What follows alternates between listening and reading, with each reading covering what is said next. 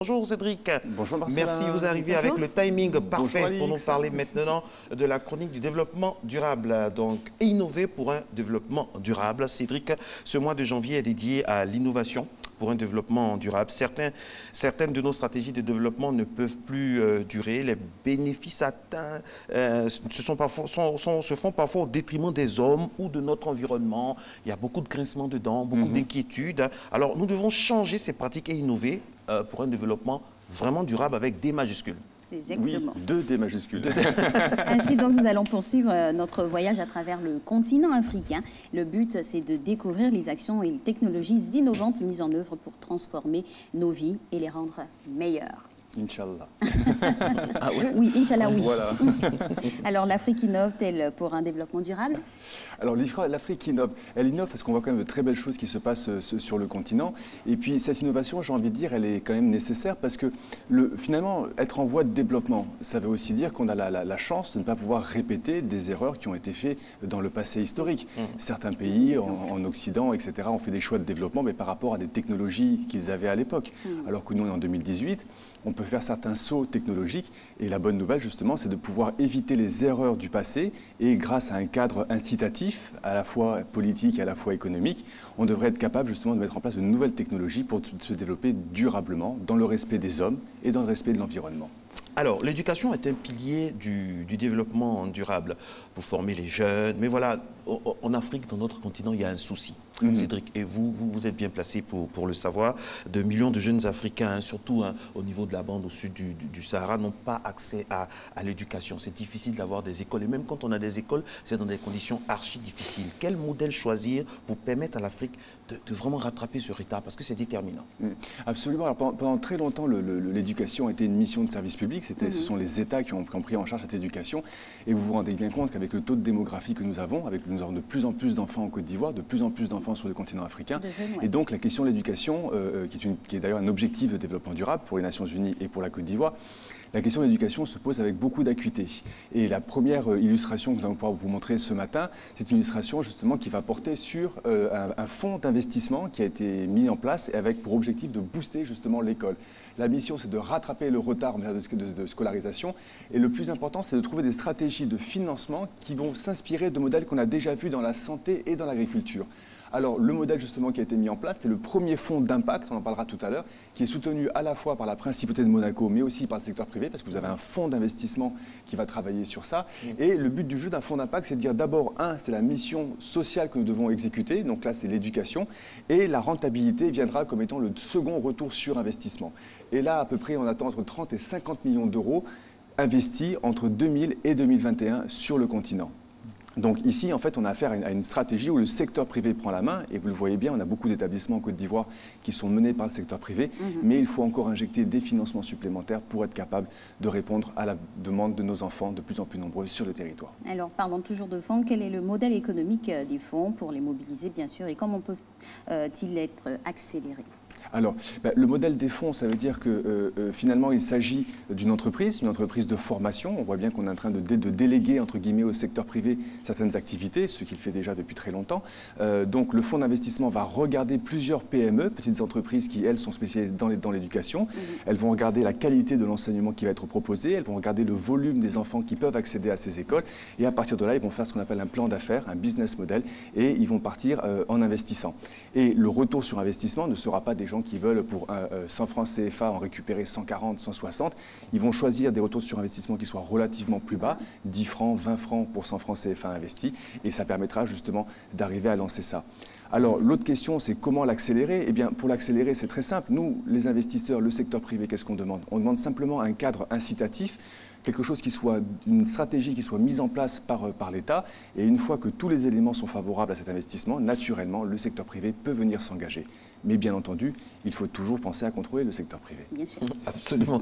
Alors, Cédric, vous êtes un fervent défenseur de l'agriculture durable. Ça, oui. C'est la palissade. Alors, sur ce plateau, vous avez défendu, Alix, tenez-vous bien qu'il a défendu le rôle des vers de terre sur ce plateau, ou des termites. Il y a sûrement une utilité certaine. Alors, quelle autre innovation avez-vous trouvé en Afrique dans votre dans vos listes abracadabrantesques, que vous avez trouvées en Afrique pour une agriculture durable, Cédric? Oui, alors les termites, Alice n'était pas là avec nous à ce jour-là, mais les termites s'appellent le zaï et ce sont nos parents au nord de la Côte d'Ivoire, au Burkina Faso, qui savent utiliser la termite pour irriguer, pour fertiliser les sols. Il y a plein de savoirs ancestraux qu'il faut regarder.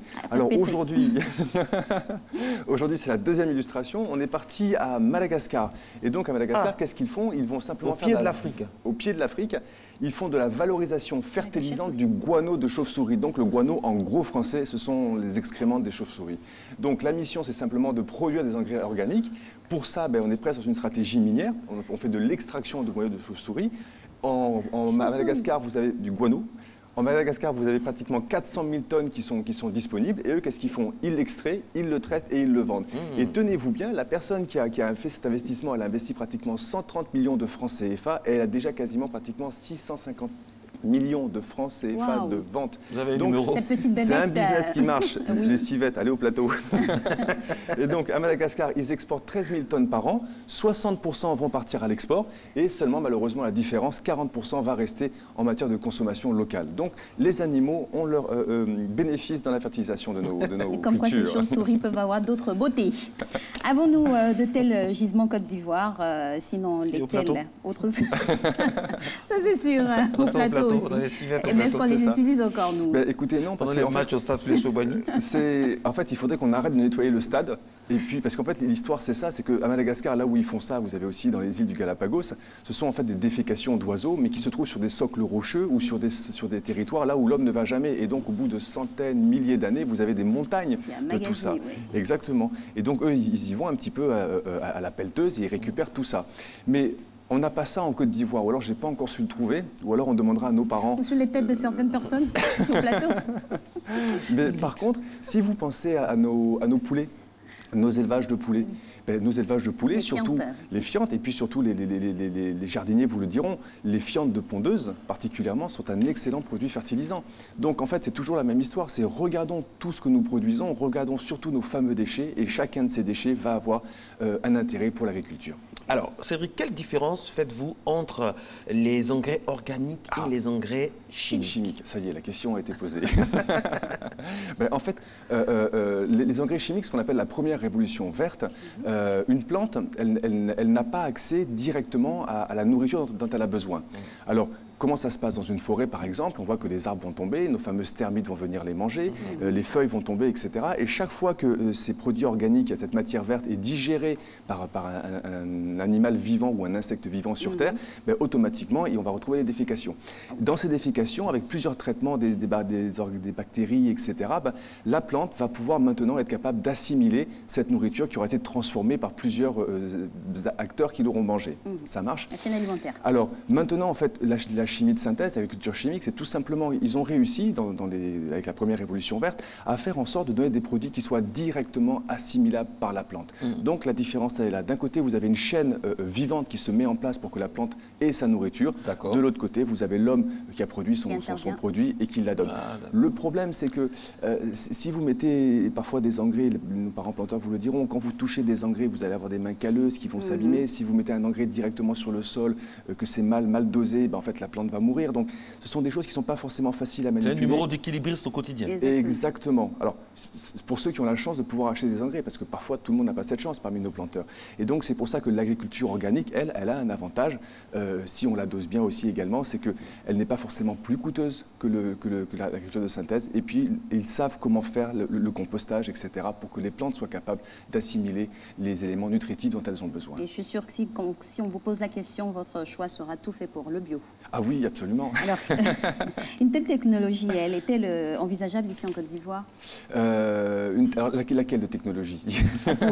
Pour l'agriculture organique? Oui, ou absolument. Si, parce que de toute façon, pour l'agriculture organique, on a énormément de déchets agricoles dans notre pays. Et la difficulté, justement, c'est qu'on ne les valorise pas assez. Donc, il faut justement regarder nos cabosses de cacao, nos fientes de poulet, etc. Comment mettre des stratégies de collecte, transformation et mise en place, distribution pour les planteurs. Cédric, on est poursuivi par le temps. Un autre autre défi, hein, on va Oui, terminer, c'est celui de l'assainissement. Quelles Oui. innovations pour un développement durable? Alors, l'assainissement pour un développement durable, ça aussi, c'est l'illustration qu'on va vous montrer ce matin. Une des grandes questions qu'on se pose, c'est quand on est en ville ou quand on est quelque part, c'est l'illustration numéro 4, comment est-ce que l'on fait justement pour être capable de faire nos besoins? Et donc, on n'a pas toujours des toilettes publiques qui sont disponibles. Alors ici, on est au Kenya et vous avez l'accès à l'assainissement qui a été mis en place justement dans les bidonvilles. Qu'est-ce qu'ils font? Ils ont développé un vaste réseau de toilettes payantes, qu'on appelle des toilettes sèches. Et en fait, quand les gens vont faire leurs besoins d'un côté, excusez-moi des termes, ils font pipi d'un côté et puis ils vont déféquer de l'autre côté, on va pouvoir justement collecter en séparant bien ces deux éléments. On va les transformer en engrais biologiques et puis on va les transformer en électricité. Ce qu'il faut dire que d'abord, il nous faut pour le procédé des toilettes sèches. Ensuite, il faut qu'on ait une stratégie qui soit mise en place de collecte de ces déchets, qu'il faut maintenant amener vers une usine. Et cette usine, justement, d'un côté, fera de l'engrais biologique et de l'autre côté, elle va nous produire un petit peu du biogaz. Alors, si on regarde ce qui se passe au Kenya, ils en sont déjà pratiquement à 60 000 tonnes de déchets humains collectés en 2018, 80 000 visites par jour dans les installations et 800 fermiers approvisionnés. Donc, ça marche. C'est vrai. Et de quoi nous inspirer ici, pourquoi pas à l'avenir. Vive les termites! Vive les termites! Et vive autre chose aussi. Hein. Autre chose, quoi? Vive l'éducation. L'éducation, plus d'écoles. L'agriculture durable, les énergies propres, l'accès à la santé, l'accès à l'assainissement. Vive la vie écolo, en fait. En fait, on en a bien besoin, parce qu'il faut penser à nos générations futures, quand même. Il faut que le cycle continue de pouvoir se perpétrer. Merci beaucoup, Cédric. Merci d'être passé. Et puis, on se reverra jeudi prochain. D'ici là, excellente fin de semaine.